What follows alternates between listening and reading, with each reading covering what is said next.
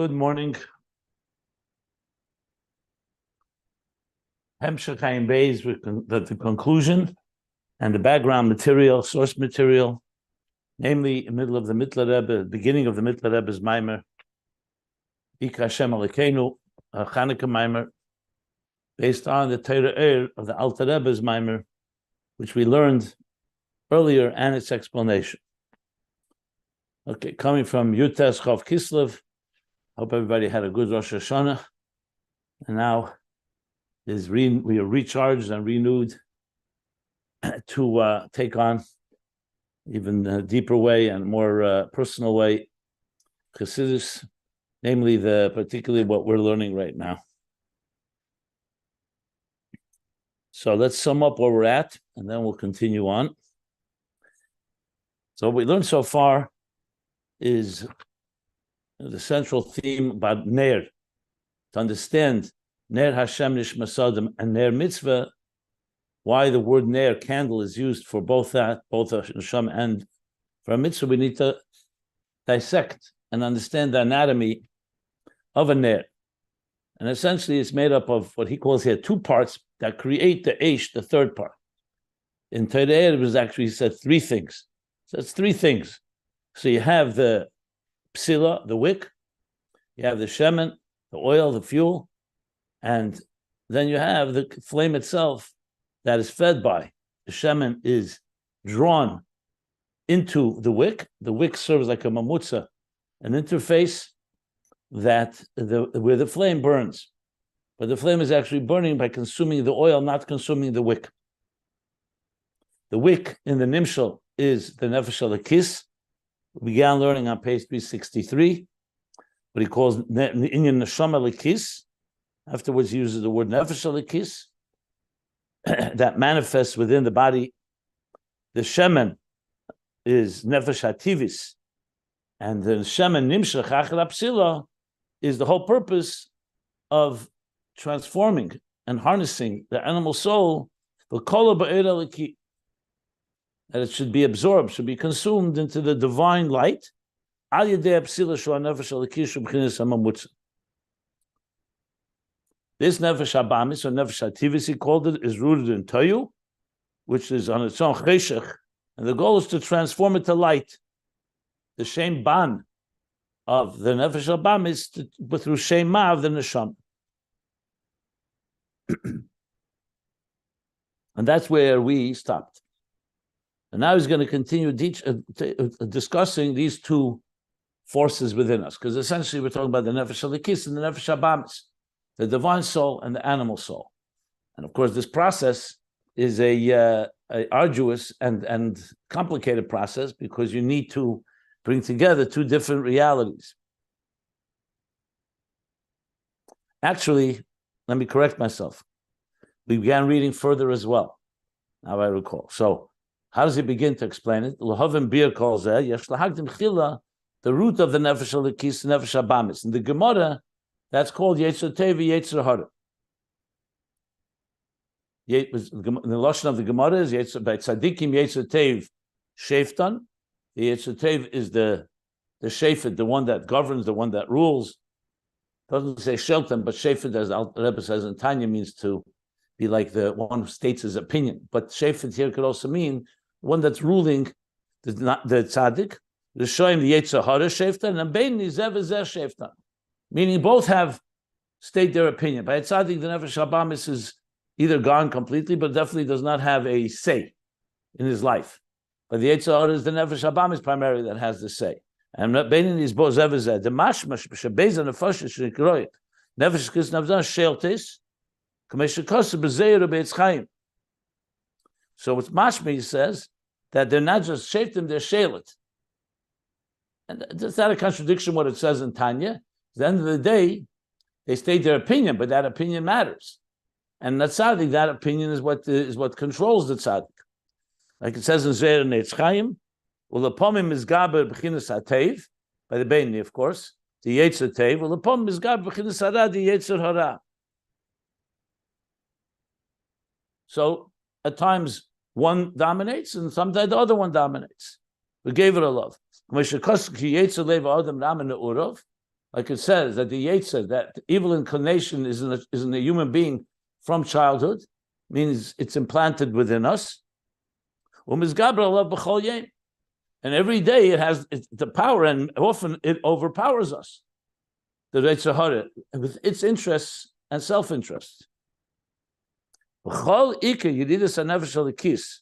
the whole primary objective of why a nefesh halikis comes down below, which is the Yetzer Teiv ba'adam. So here's mashma that the nefesh halikis is like so-called how it is in its source, nefesh halikis, as it manifests in the human being, is the Yetzer Teiv. In Tere'er, and in general, Yetzer Teiv is usually the midas of the nefesh halikis, and Yetzer Hara is the midas of the nefesh habamis. It's not that he's saying something differently here. He's just elaborating more.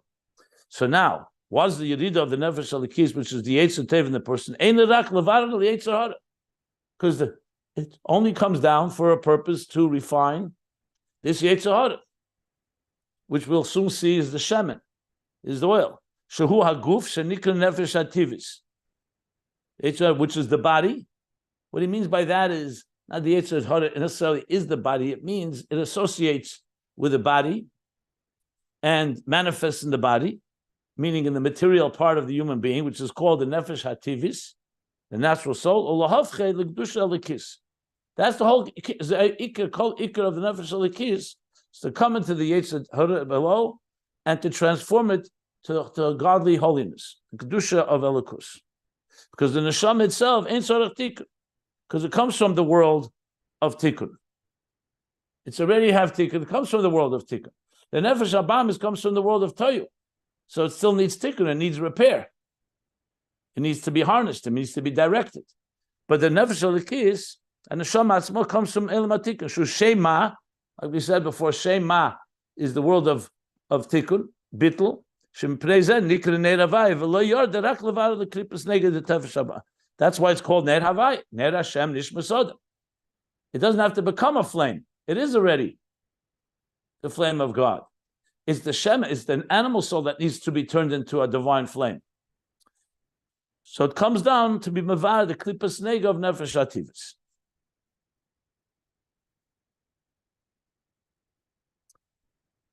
Yeah. So a few more lines that we learned. Let me sum it up. Then he says, "V'zeu," and this is why we say "B'chol levavcha b'shnei yetzerecha." This goes back, of course, the theme directly in the Alter Rebbe's Maimer. Say "V'haftas Hashem l'checha b'chol levavcha b'shnei yetzerecha," not libcha, but levavcha, two bays, the right side and the left side of the heart, which is the two yetzers, the Yetzer Teiv and the Yetzer Hara. Afila by Yetzer Hara shu nefesh hativis, that too should be effectively to subdue or refrain or control the ra and the klipas nega shenikra sitra acher, which is called the other side. That also the very crass and the very coarse heart of the animal soul or of the Yetzer Hara, like he calls it, should be bottled, benichna, should be sublimated or subjugated to godliness, tamid, constantly be spilus. With an excitement, with a stimulated love and reverence, and shuva maisim tevim, which is of course the aveda down below.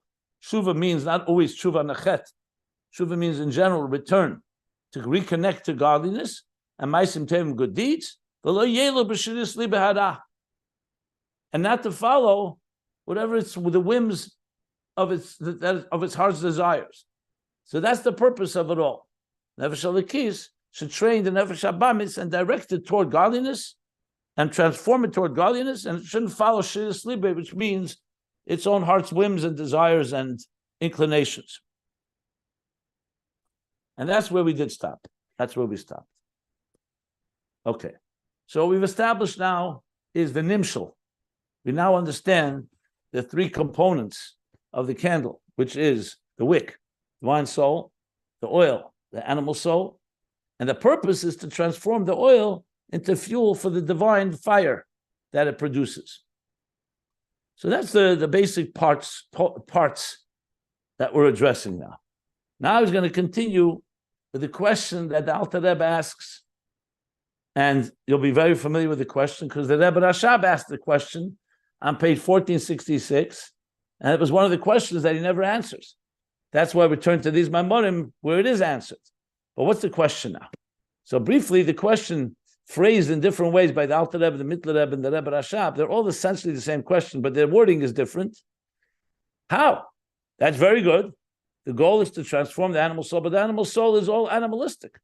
It's driven by its own desires. That's its nature. So the question is, what's the process? How do you transform something? It's like something that is driven by self-interest. How do you turn it into a fire of God? A love and awe and a love and reverence and tshuva and everything he said here. So let's read it inside now. So we're now close to the bottom of page 363 in Maamorei AdHamtz Bereishis, the Mittler Rebbe's Maimer, and the pages can be found at ayinbeis.com. You can also find them in our group. It's been posted several times. So we read, however,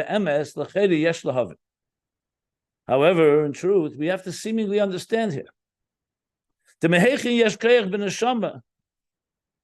Where does the soul have the power? To transform the nature, the evil or the selfish nature of the natural soul, which is called the Yetzer Hara. Yetzer Lev Adam Ra Min Urav. It's called Yetzer Hara, which means it's an inclination toward Ra. Doesn't necessarily always mean evil. Ra could be selfishness. It could be self-oriented. Shura mitchilas habriya. It didn't become that way. If it was an acquired characteristic, so you could say Nefesh Habamis is pure, and then it developed its own personal desires and temptations. So the goal is to eliminate that and get it back to its natural state. But its natural state is Ra Min Urav. That's what he brought the posuk. It's not acquired. It's its very nature. So you see, the Mittler Rebbe is adding to the question that Alter Rebbe doesn't spell out that point, that it's b'tchilas habriya. Being that it's called a Yetzer Hara means you're giving it a name. It's an identity. Shemashmoi, and that word, that title, its meaning is shemiyitzirase v'teldase, from the time that it was shaped, and from its very natural inherent birth. It's Ra Gomer. It's Ra Gomer. It's called Yetzer Hara. It's not neutral. Yes, it's Klippas Nega, but Klippas Nega, as we know, it conceals the divine within it. It's not like the Nefesh Elokis. Nefesh Elokis, as we're going to learn, and we already learned in the Alter Rebbe's Maimer, Nefesh Elokis naturally was all about godliness. So the question he's asking, where does the Neshama have this power? So interestingly, in the Rebbe Rashab in Ayin Beis asked the question in two questions. One is, where does the Neshama have this power? And he said, why does after the Neshama achieve this? That's the way the Rebbe Rashab phrased it. And the second question was, how do you do it when the Nefesh Habam is by nature the opposite, diametric opposite of the divine? Just to be very precise in how he words it. But essentially, it's one question, because you're dealing here with something that's Ra. So you could break it into two parts. One is, how do you do it with the Nefesh Habamis, and how does the Neshama have the power to do it? Why dafka the Neshama? So one is the actual transformation, and the second is that the Neshama has indeed the power to transform it. As I said, in Ayin Beis, he spelled it out very clearly. I'm just looking inside the actual language. I'm looking at 1466. So he said like this: Lahavin mepnei mahu b'keich haneshama dafka, ve'eich yichel haneshama lifel habitl b'nefesh habamis shu b'teikav hayeshes denege hepech habitl legamri. So you can see they both parts here. It's really part of one picture, but they are essentially different words. The Mittler Rebbe says it in different wording, and the Alter Rebbe says it in his words. So look back at the Alter Rebbe just to compare again, since we're already looking. The Alter Rebbe's language was, I'm looking at bottom 38b, he said like this.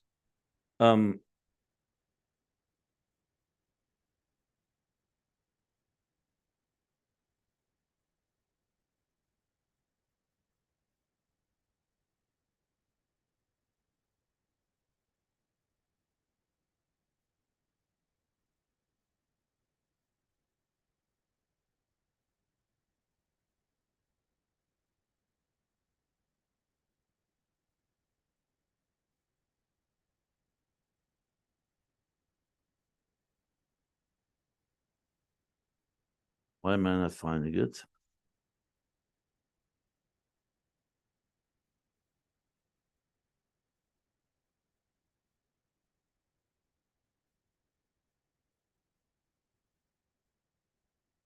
Oh, right in the beginning. I was looking lower. He said, "L'cheda ain't a move on. L'cheda ain't a move on. Eich yishuv vayetzer hara la'avas avay lekecha la'avas ha'avay ayda odam v'aloi lo yishmei love." So there he says it's very balabatish. It's not going to listen to him. Nefesh HaBamis has its own interest. How are you going to transform it to loving God when it's not going to listen to him? That's the way he phrased it in Tereir, Alter Rebbe. Okay. Just comparing the exact language. So now the Rebbe, Mittler Rebbe continues. Says, Acha inyan hu. The inyan in this is, no, this is the answer, the explanation of the concept. The ma shenikra, the shem yetzer hara v'yetzer tov v'loshen yitzira. So here you see the Mittler Rebbe's elaboration. The word is yetzer tev, yetzer hara, which comes from the word yitzira, yetzer. Yetzer also can mean inclination or the side, the right side, the yetzer, but it also has the word yetzer from the word yitzira. So the Mittler Rebbe, you says, it's called b'shem yetzer, yetzer meloshen yitzira. Zeu, why? Lefi shehem boyim and mekedam, because both yetzer tev, yetzer both come from their source. Shemesham nimshach v'neiled ikim mitziyusam. From there, why do they have the identity they have? Because they come each one from a unique source. The Yetzer Tev comes from a particular source. So when you say Yetzer, you're saying, so therefore, from them, there is drawn, and from there is born their primary Mitzias. So it didn't just happen by accident. The Yetzer Tev comes from a particular place that's shaped and defined it. And what is the word shaped? The word Yitzira. Valkain nikra b'shem Yitzira ebriya mamish. That's why it's called the name Yitzira. Yitzira means it's shaped. So you say Yetzer Tev, he's saying that it's indicating on its source that shaped it to be a Yetzer Tev. The source of nefesh of the Yetzer Hara shaped it to be a Yetzer Hara. Oy briya mamish, which we need to understand. So why then is it called Yetzer? So it says Yitzira. But let's read and let's see how he says. V'hainu. So Yitzira is shaped that way, Bria is created that way. V'hainu, this means shenikra mekeram b'shem emek eset. What?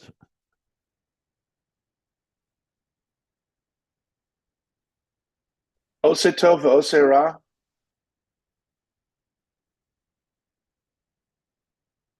I think he means afterwards he says emek tev and emek ra. So I'm wondering whether the ayin vav is emek or it's esa. I think it's emek tev, the emek ra. But I would have to look it up. Yeah, emek. In the bottom they say clearly, emek tev emek ra. Down below, the footnote, the publisher writes. So basically, let me first explain that before we read on. In Kabbalah, and in Sefer Yetzirah, I believe it starts, and then in Zohar and other places, talks about two so-called sources. One is called Emek Tev. Emek is like depths. Like when you say, where does a well come from? A wellspring. So it comes from the Emek, from the depth, Ma'amakim. So there's the Emek Tev, the depth, the root, basically, the source, and the source root of good. And there's Emek Ra, the source root of evil. So the Mittler Rebbe is saying, he just explained the Yetzer Tev, Yetzer Hara are not just coming from nowhere. They were shaped and created from that source. And that's the source? The Kedem is Emek Tev, the Emek Ra, respectively. The Mokar HaMeila, the Mamshech L'Bchinas HaTev, the Yetzer Tev, the source that gives birth, that births and Mamshech, and draws forth and extends to the Tev of the Yetzer Hara, Yetzer Tev, Hu shenikra Emek Tev. That's called Emek Tev. Umokar hamel the mamshel the b'chinas hara the yetzer hara, and the mokar, the source that gives birth and draws into the ra of the yetzer ra, that's called nikra emek ra.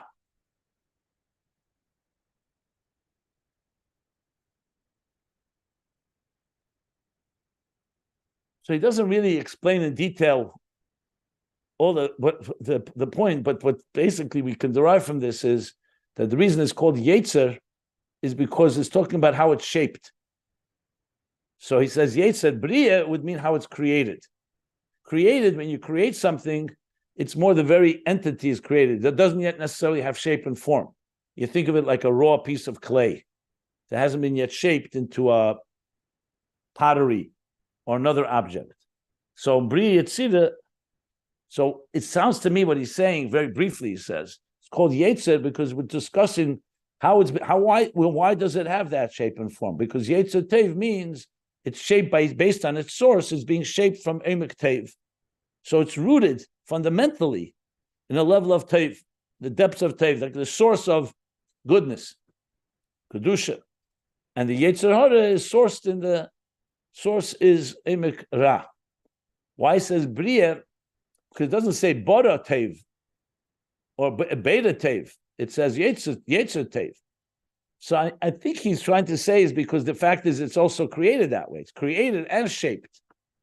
That's as most that I can figure out because it doesn't say much. He just says Oy Bria.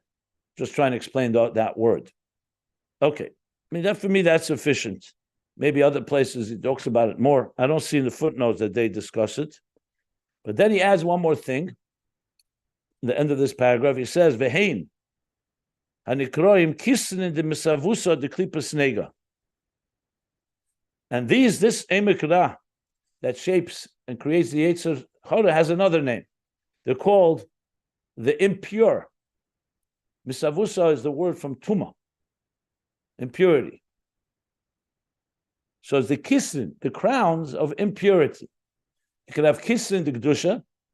Those are the crowns of holiness.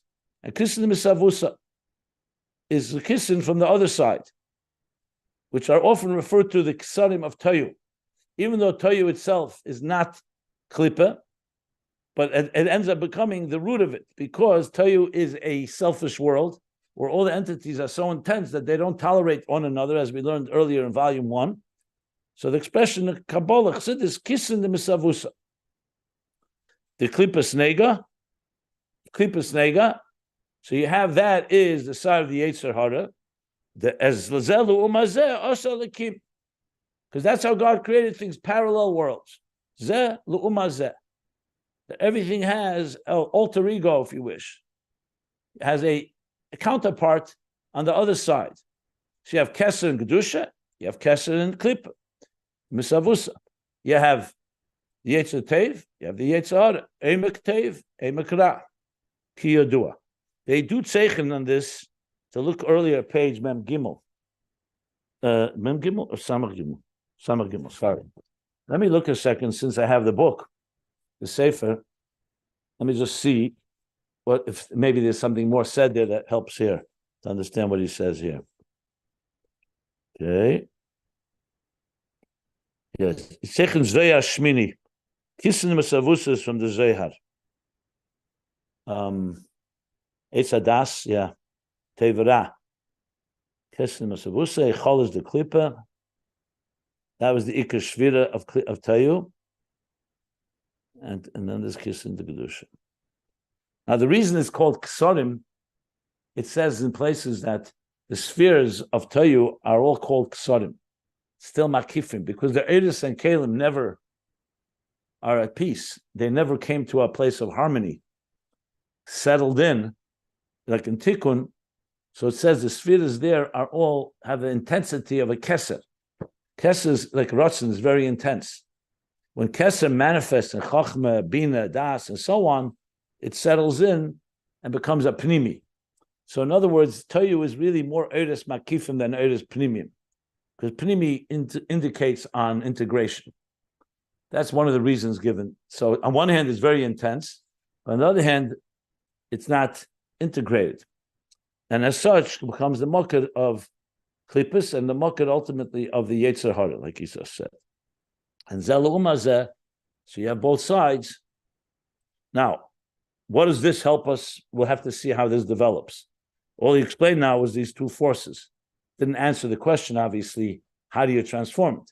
But by knowing this, and this is key, because now we know where the Nefesh Abamis comes from. Remember, I said before, if the Nefesh Abamis was born and created as good, then it's not difficult to understand. We now have to reclaim its goodness. But the Nefesh Abamis is born as a Yetzer Hara, like he said. But he's going to explain that the Yetzer Hara itself is rooted in a very high level. It still needs to be revealed, but it's not that you're going to be completely transforming it, because at the end of the day, and here's where he's going to bring what we learned in Ayin Beis, the root of the Nefesh Abamis is in the Malachim, and ultimately in Toyu. So the fact is that when you can draw from its source, you're able to begin to defang it and realign it and harness it toward Kedusha. I'm just giving a little preview of where this is headed. The Alter Rebbe did not speak about this. The Alter Rebbe just said the way to do it is through Shema and through Baruch Shem and these bonanus of understanding that God is the reality and the reality of all of existence, and Leishanisi, that ultimately that will have an impact on the animal soul. But the Mittler Rebbe is bringing in also, you'll see, the dynamics and the very DNA of the Yetzer Hara, so we'll understand how it actually can be transformed. And that's why this becomes very good, powerful bridge between the Alter Rebbe's Maimon and the Ayin Beis that also discusses it that way, as we'll soon see. I'll point it out as we learn it. But that's where this is headed now. He's going to understand the root of the Yetzer Tov, Yetzer Hara, and if we can draw down from the source, think of it like if the source of water is coming from a deep well, oimek, under the ground, but the water has now become polluted. So one of the ways is to go back into the source and try to bring up fresh water that is not toxic. So we'll see how that works as he explains this further. So that ends the paragraph. But the root of the Yetzer Hara is not good. That's the end of the paragraph, page 363. And he's going to explain this now in more detail. But here's a perfect example of the Mittler Rebbe's expansion and elaboration on the Alter Rebbe's key points that he made, which will help us understand the idea a lot deeper and more comprehensively. So let me stop here if anyone has any questions, and then we'll continue. Yes, go ahead. But the root of the Yetzer Hara is Klipper. So how is it helping us that it's the root? Because we just began the introduction. We didn't learn it yet. Let's learn it inside, and you'll see how it works. Mittler Rebbe is going to discuss that right now. I'm just laying out where we're headed, but we haven't learned it yet in detail. We just established.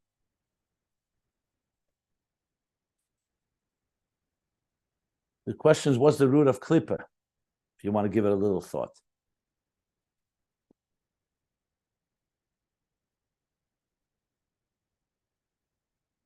Okay. Any questions?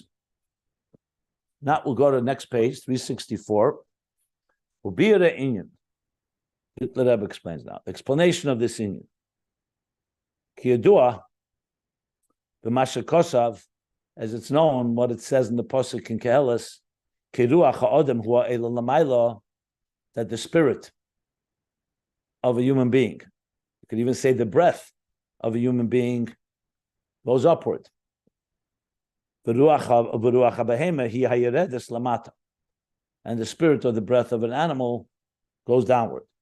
So Pasha Begashmias, a human being walks upright. So when we breathe, it's really more like breathing outward and upward. A behemoth walks on all four. So where's its mouth facing? Downward. Yeredes lamata. Obviously, that's just Begashmias, the physiological side of it. But spiritually, as we're going to learn, it's very two different entities. And just to elaborate a bit, Friedrich Rebbe once said, a behemoth never saw heaven, because the behemoths don't look up.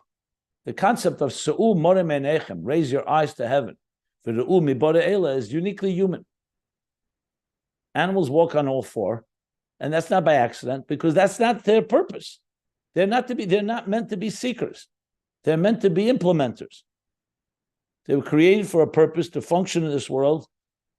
In God's grand plan, they play a role in the ecosystem, each animal in its own way. It's not, their goal is not. And actually, as he says in Tanya, Le Mashana Tafkidim, they actually, just like they don't do a mitzvah, they also don't do an Aveda. Because they don't digress. Animals will never digress from the way they're wired. It's only human beings that can corrupt animals, as they did before the Mabul. But on its own, an animal does not digress. The animals that are predators will be predators. The animals that are prey will be prey. That's how they're wired. A leopard can't change its spots, and a tiger its stripes. And you cannot, that's why we don't prosecute animals when they kill other animals, because that's the way they're wired. And that's the way it's meant to be. So the Friedrich Rebbe is saying, that's a behemoth. The Nefesh Habamis is also like that.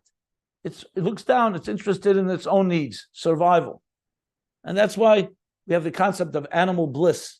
Animals don't have neurosis, they don't need therapy, they don't have anxiety, they have no guilt, they have no issues.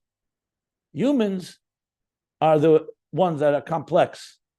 We have different voices and different aspirations, and we have the fears and insecurities.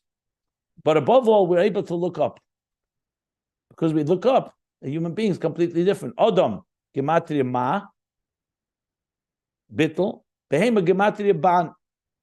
Okay, so he said, that's the difference between ruach adam and ruach habehem. So they're based halfchem mamish. These are two diametric opposites, literally diametric opposites. One is up, one is down.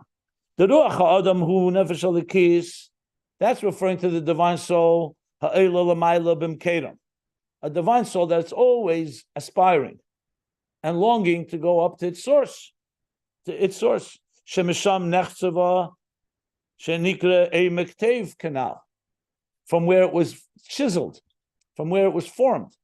So now you see the Yitzira word. In other words, where did the Nefesh Elikis come from? From a mektev, so it's constantly aspiring to go there. It wants to go back to its source, just like a child wants to go back to its mother, is always longing to connect to its source from where it originated.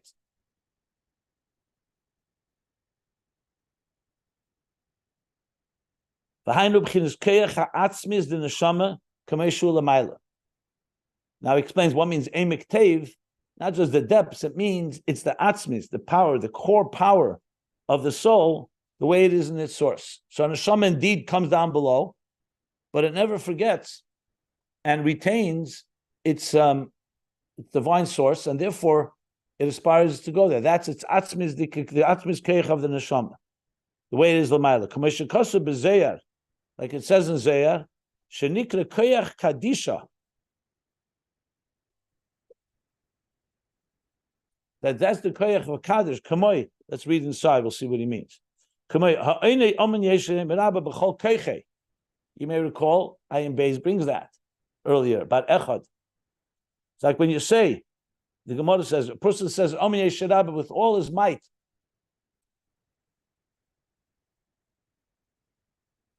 So in other words, koyach kadisha is basically saying that, I have to look inside the Zayar, exactly what it says there. 1 second.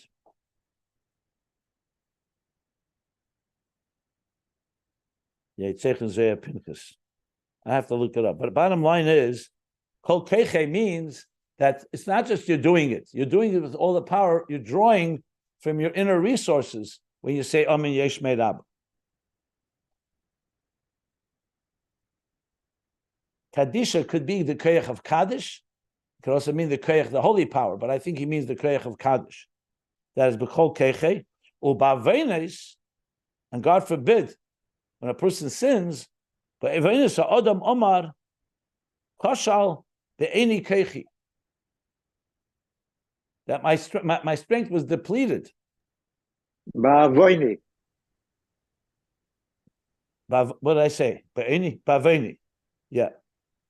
So through my sins, my strength was completed. When nichshel, koshal means I wandered. Koshal means I got entangled. due to my sins, and it weakened me. My strength was weakened. So in other words, when the neshama says Amen Yesh Meiraba B'chol Keiche, it's drawing out an intense energy from its source. And Avenus weakened the neshama. What level is this? Says the Mittler Rebbe, Shehu B'chinas Hamakiv Shenikret Tzelem. This Emek Tev, which is the source and root of the divine soul, is a level of Makiv that's called B'chinas Tzelem. Say it's Tzelem Elikim. What's Tzelem? Tzelem means the likeness or the image. K'may shekosav, Ach b'tzelem Yisalech Odom Yisalech Ish. Yisalech Ish. I'm sorry, right. So he's writing Yish in a with an acronym with Genzenfizlach with the quotation marks to emphasize the word Ach b'tzelem Yisalech Ish, that a person should walk with b'tzelem. Tzelem means aligned with the original shape in which we were created. A human being was created in the divine image. You can wander away from that, God forbid. So it says a person should follow that tzelem, meaning aligning ourselves with the mokir, what he's calling emek tev here. Now tzelem is a level of makiv.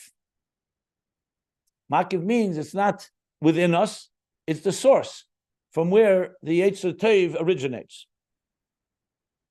V'zehu, says the Mittler Rebbe, shenikri yechida sheben neshama. This is the level when we say there's nefesh ruach neshama chai yechida sheben neshama, which is the deepest part. Shechavuka v'dvuka v'tzrura tamid b'tzrei achayim. That chavuka means it's bound, and dvuka it's attached. V'tzrura, chavuka means maybe completely encompassed, and Surah Tamid, constantly bound, B'tzrei Rachayim, in the bond of life, Be'er Halikim, in the Eir of godliness, divine light, Mitzad Etzem Tiva Muhusa, Beruchnis Eliki, due to the fact that its very nature and its personality is in the Ruchnis of godliness. In the Teireh Alter Rebbe put it more. That's the nefesh l'kis is constantly involved in godliness. Shenikra ruach ha'odam. That's called the ruach ha'odam ha'ela l'mayla. So he's explaining the ruach ha'odam that goes up. Shenivra b'tzelem elikim, that was created in the divine image. Al kein ela tamid l'shar she'atzmi u'mekere. That's why the soul gravitates. Let's say longs to elevate to its root and its source, its core root and source. U'mekere. Root and source, teva kol dovar, because the nature of every object, of every entity, is sheyumshach l'sharshe, is to be drawn to its source. That's the nature of an entity. Since the neshama, the nefesh l'kis, is rooted in this level of tzrei rachayim, so it's drawn there. Kenitzut shenimshach achar shalheves. Mekarev, like a spark that is drawn to a torch. Close, what's that's close to it? Or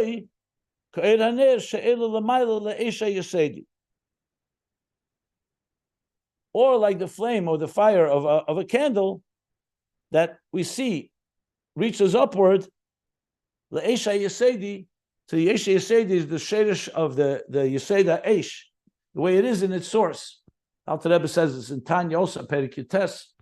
So there's eish ruach mayim offer. There's fire below, but the fire is reaching back to its source, and that's the reason. The reason it reaches upward. What it means, I'm not sure what he means by mekarev, because if the spark is distant, it also is drawn to it. Maybe, it means that the spark has to be close enough. If the spark is too far away, it's not going to be drawn to the torch. But when it gets closer, you see it's drawn to it. And then he says, Kach, so too is it within soul. Kach eira neshama, the light, the fire of the soul, the ruach, and of the ruach ha'adam, and the spirit of the person, af biyesim elubish beguv v'nifesh hativis, even when it is manifest and enclosed in the body and the natural soul below, it always has that transcendent nature. It's always seeking to go upward, which is why human beings on earth, we all have some longing. Nobody is satisfied just purely with survival itself, because we have this nefesh, Elikis, this divine part that senses its source and wants to reach it. That is what creates the transcendent yearnings and longings of the human being, unlike an animal that does not have that. So even, not just Lamaila, but even as the soul comes down below, it has that natural inclination, seeking.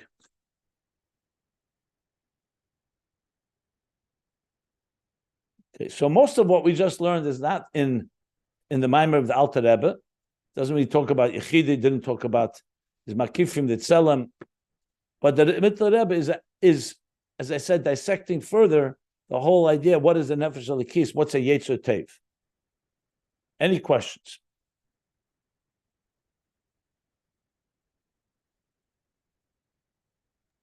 What he said before, after we learned that it's coming from Yetzirah or Bria, I think maybe it doesn't mean Olam HaYetzirah. It means to say it's a creation. That's why he said Yetzirah or Bria. It's the way that it was created in the roots. Otherwise, Bria does not make sense. It's fine. You can say that's perfectly fine to say that. I don't think I interpret it as Yetzirah, the Elam Yetzirah. Interpret it more as shaping. But yeah, you could say that. I think he means that it still associates. I will say that it still associates probably with the world, because at the end of the day, the neshama comes down lamata. But we'll see if it comes back to discuss it. But regardless, what you're saying is fine. Has he said? Go ahead. You wanted to ask? Yeah. Has he said to which source the nefesh hasichlis, as the nefesh Bahamas, or the sichlis of nefesh Bahamas, it seeks its source? It's sourced in tohu. So wouldn't it? I mean, I don't know if he said that yet. But what is that like? What are the implications of that? We didn't get there yet. He's talking about the nefesh Elikis. Okay, that's what. All right, okay. We didn't get there yet. He didn't get there yet. Okay. No, I'm just wondering, thinking ahead, what does that imply? But anyways, that's why we're learning the Maimer. We learn inside and we see how the. Yeah. Okay, I'll wait. Sorry, I want to make sure I didn't miss anything. So now he adds in the parentheses. Now that he established what is Yechida, and he also said Eira Neshama V'Ruach. So you have Yechida as the source. Mokra Chetzva, like he said. We say Yechida Liyardecha, he called it the Chavuka, the Vuka, Tzrura, Tzrura Tomid. So now the Rebbe, and then he said it reaches upward. So it says, Kigam Shenechlaka Neshama Lehei Madregas. And though we know that the neshama divides into 5 levels. Naran Chai, Nefesh Rok Neshama Chai Yechida. B'kol Mokim, nevertheless, B'kol Chelik Mimena, it's not just the Yechida remains transcendent. Every part, every one of these 5 dimensions, Yesh Bo Tiva Muhusa Atzmis. They all retain the very core nature of the neshama. So even though it comes down to lower levels, but it does not lose that aspect of its core root. So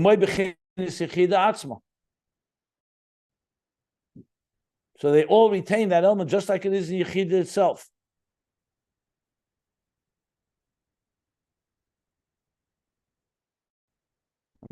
Just want to see with the parentheses to where he goes with his parentheses. Where's the parentheses and? Why did he say before? It's not such a short parentheses. Salam and Ish with abbreviation. Hold on. 1 minute, please. The parentheses, I'm not sure where it ends. Do they indicate that? Let me see.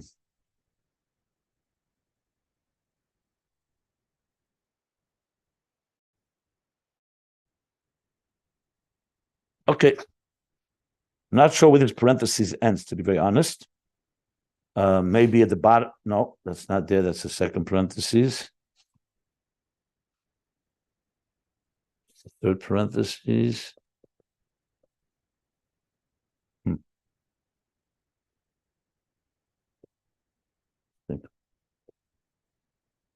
It looks like it doesn't end until the bottom of the next page. But that has another parentheses that leads to. Oh, it does, doesn't it? Yeah. Yeah. Huh. Wonder if he forgot about how to close it. Can't be that long. You never know with the Rabbeim, anything could be, but I don't think it goes further than that, because then he goes to the Nefesh Habamis. Okay, I'll try to figure out as we go. But meanwhile, let's just read the parenthesis. Meanwhile, there's a parenthesis. He's talking about Naran Chai. And then I think it's going until Vidaila Mavin in a page and a half. We just said that cannot be because there's a parenthesis before that's where that closes. Yeah, this is the parenthesis in the parenthesis. He's explaining in the parenthesis some things. But the main thing, I think... if you look, you'll see there's another parenthesis that associates with. Fine. It's all right. Okay. So he says like this. So all parts of the soul all have this dimension of the core, and that's what he's qualifying in these parentheses. That you could argue, who says maybe when the neshama comes down to neshama ruach nefesh, it doesn't have that longing. So he's saying no, all the parts have like yechida. On yechida we say shaleh omad. On yechida we say the pasuk. What's the pasuk? Miyad Kelev Yechidasi. Yechidasi from Tehillim. Miyad Kelev Yechidasi. The word she'ena melubeshes berad the klipas negakal. Not sure what the mean Miyad Kelev Yechidasi means. I have to look it up. Probably the Eibishter is saving the neshama miyad kelev, the yechido miyad kelev, which is yeah. I'm looking it up. It could be that. Probably right. Correct. Let me look inside. Chav Beis Chav Aleph it is. Okay. Kapitel Chav Beis Pasuk Aleph, Pasuk Chav Aleph. Hatzila mecherev nafshi. Yeah. Saved my life from the sword, my soul from the grip of dogs. So you see the word yechida is there. Basically, David is saying, save my soul, my yechida from the grip of kela, from dogs, from klipa. He doesn't bring the word hatzila. That's the pasuk, hatzila. Okay. So that's when Yad Kelev Chidashi. Why? Because Dafki Yechida is not affected by the Ra. It's not melubash in the Ra of Klippus Nega. Ruach, Neshama, Ruach, and Nefesh are melubash. But still they retain their divine nature. That's why we gravitate or we reach upward. Yechida does not have that element. It doesn't manifest and never remain. It never manifests melubish in the Ra of Klippus Nega klal at all. V'zehu tahirihi. And that's why we say neshama shenesata be tahirihi. Ata barasa, ata yitzarta, ata nefachta is already the levels lower than the tahira of yechida. The barasa yitzarta nefachta be. And that's why we say v'ata mesham rebekibri. We need to be protected because it does come down into Klippus Nega, into the world of Nefesh Habamis and the body and the animal soul, like we learned before. Okay, but back, we're still in the parentheses.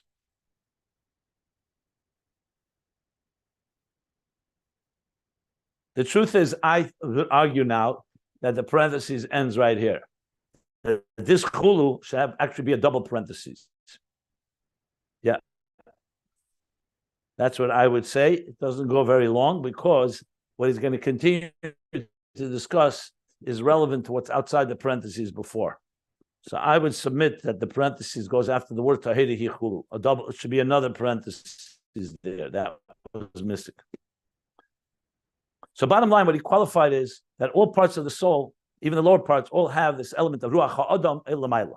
Regarding the ish, I think he may be hinting, because it says ruach ha'adam. Adam is usually a higher level than ish. We know there's 4 levels: adam, ish, gever, and ish. So it could be ish is more mides usually. Adam is usually mechin. So it could be the Mittler Rebbe rather is hinting that even the ish of the person is B'Tselem Yisalach. That may be why he emphasizes it. But that is my guess. Not I don't have any clear evidence for that. Ukamoi, I'll just read a few more lines. Ukamoi shebeseichel shebemoyach. So we're now talking about the neshama, the nefesh elikis, like the seichel shebemeir, the intelligence in the mind of the person. Shemelubish bo me'erach chochma shebenefesh elikis. In it, in this mind,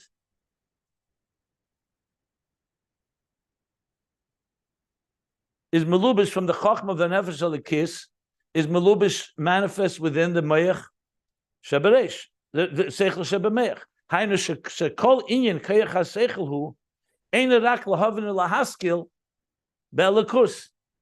the Mittler Rebbe, after this introduction, goes back to explain use the language what the Alter Rebbe said. This is the first thing the Alter Rebbe said, that what makes the nefesh elikis, that its seichel is completely involved in only one thing: godliness. Now we know why. The Alter Rebbe didn't tell us why; he just said the fact, because the nefesh elikis, the Yetzer Tov, is rooted in Emek Tov, in the highest levels, all the way in Yechida, and everything is drawn to its root. So therefore, every part of the nefesh elikis is drawn to godliness. And he's saying that. That's why I'm saying it's outside of the parentheses, because this piece is from is almost the same language of Tereir. So it doesn't make sense it's in the parentheses. The Mittler Rebbe is going back to the language of the Alter Rebbe. The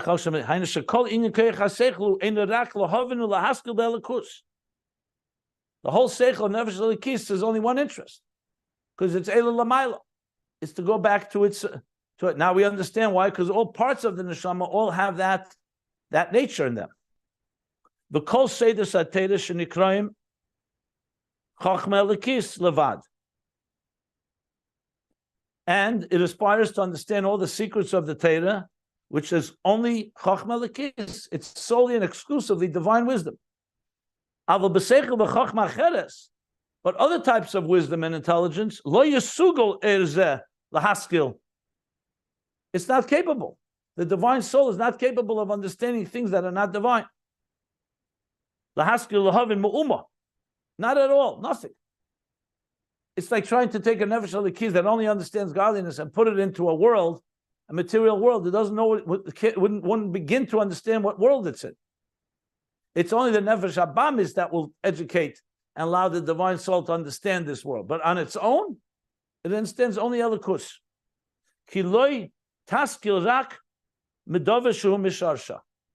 And the Mittler Rebbe is explaining why. Because the question is why. The answer is because it won't conceive, it won't think of things, only that which it relates to. It's like a fish in water. A fish doesn't relate to land. It's not its reality. Its reality is water. So it only taskil, it only conceives, it only thinks of ideas that is from its root. Umakara elyon elikis. That comes from its root and its source, its divine root and source above. Achle nikra nefesh hamaskelas. To the point you don't even call it nefesh hamaskelas. Again, Mittler Rebbe's addition here. And now we can start understanding how nefesh hasichlis is not by itself the nefesh elikis. You don't call it nefesh hamaskelas. Rak b'ma shekeich hasechel shaba ein rak keich hasechel elikus. The only time you use seichel, because the only seichel that this nefesh elikis has is seichel eliki. It's not seichel, human intelligence. It's not intelligence of the material universe. B'lashon Yiddish, getlach. That's the word in Yiddish. Getlach, it's godly intelligence. Ukeruach elikim mamish. Mamish like the spirit of the divine. V'loy mishum And no other intelligence except the divine.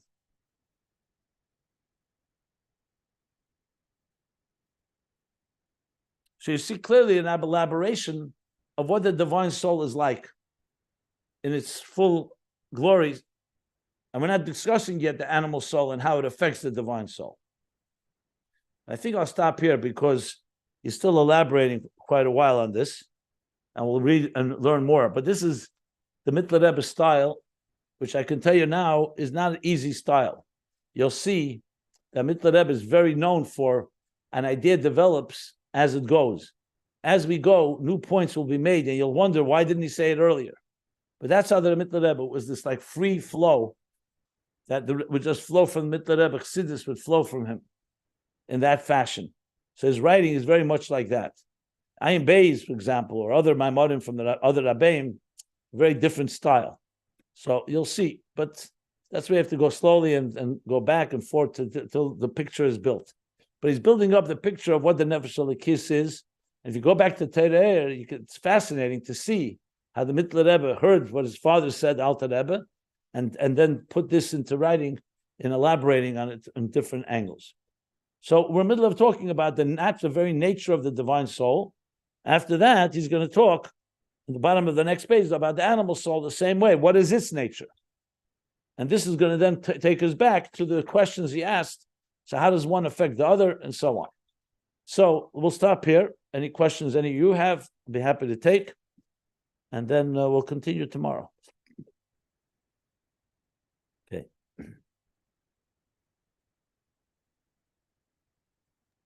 Why is the tzelem and the ish betroshet Teves?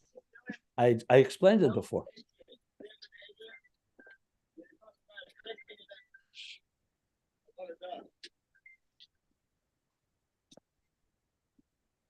Are you not here? It's not clear to me. But I'm saying, were you not here when I explained it, or you heard what I said and you don't understand what I said? I don't know. Could you this minute I wasn't here? Okay, well, I suggested that perhaps ish is a level of midas, and ruach ha'adam is the level of meach, and the Mittler Rebbe is hinting that even ish, even the lower levels of the neshama, like he says about nefesh ruach chay nefesh ruach neshama chay yechida, also is yishalach b'tzelem. But that is, as I said, my own suggestion, not necessarily that he says it b'feidish. That's the only thing I can say. Okay. Any other questions?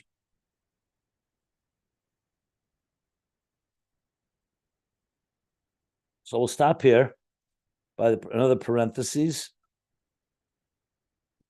4 lines.